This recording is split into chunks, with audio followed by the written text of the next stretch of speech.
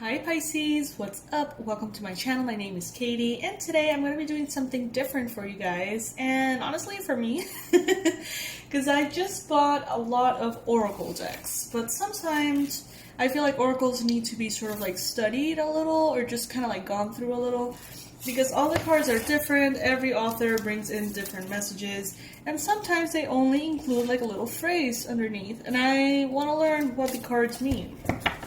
So I figured, what if I give you guys a daily good night message?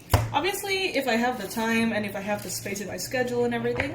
But it could be a nice way for you to receive a guided message before you go to bed, and also for me to start to kind of like wrap my head around all these new oracles.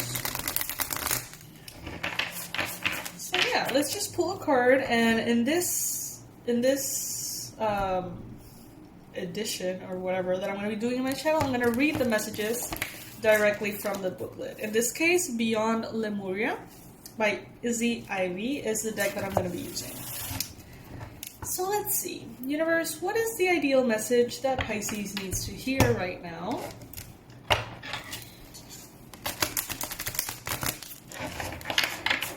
Please subscribe to the channel, you guys. This is the Pisces Club. If you're a Pisces Sun, Moon, Rising, and Venus, this is the place to be. If you're any other sign, you can also benefit from these messages. Alright, what is the ideal message for Pisces today, Monday? Alright, vulnerability. Well. The Portal Keeper. Alright, this is the card that we're going to be exploring today. Vulnerability.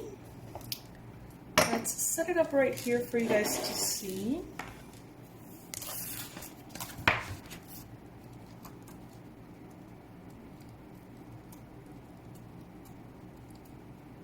Alright, real strength, holding space, healing past wounds, accepting yourself as you are, sharing from the depths of your heart, raw truths, compassion for others, and removing your armor. So these are little like phrases to basically sum up the meaning of this card. Our vulnerability can be one of those greatest gifts we can share. It can also be the hardest. In our society, we are conditioned to put on a facade, to be strong, even in times of difficulty. Paradoxically, being vulnerable is one of the strongest things we can be. It is easy to armor ourselves from the harsh truths that may be too painful to bring to the light. However, this causes greater suffering as buried pain becomes shadow. Unprocessed negative experiences can incarnate as much more troublesome traits or insecurities than their origin. When we are truly honest with ourselves in all our facets, we are vulnerable. That honesty is an important step in discovering our shadow and bringing them into the light for healing. Our shadows, and bringing them into the light for healing. Furthermore, when we share our vulnerabilities with others, we allow them to glimpse a deeper part of ourselves. This is fertile soil for trust. It plants the seeds for others to share the places that are most raw or tender for them. Our closest friendships can be formed in this space. The times when we feel too uncomfortable to reach out to others can be the very times we need them most. Having compassion and awareness of the struggle and disorientation others may be going through is a valuable contribution to the world.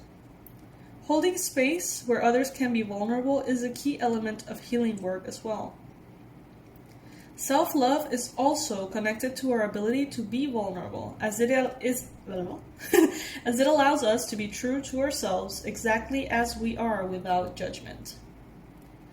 So be vulnerable with yourself or others. It may also be time to step into a role of healer and hold space for another person. Holding space means being fully present, without judgment, in a way that provides a safe and nurturing environment. In this place, guards can be dropped and a deeper level of awareness and relating can unfold. Enabling unconditional love and acceptance allows for vulnerabilities to be expressed, for the core of disease to be discovered, and for profound healing to take place.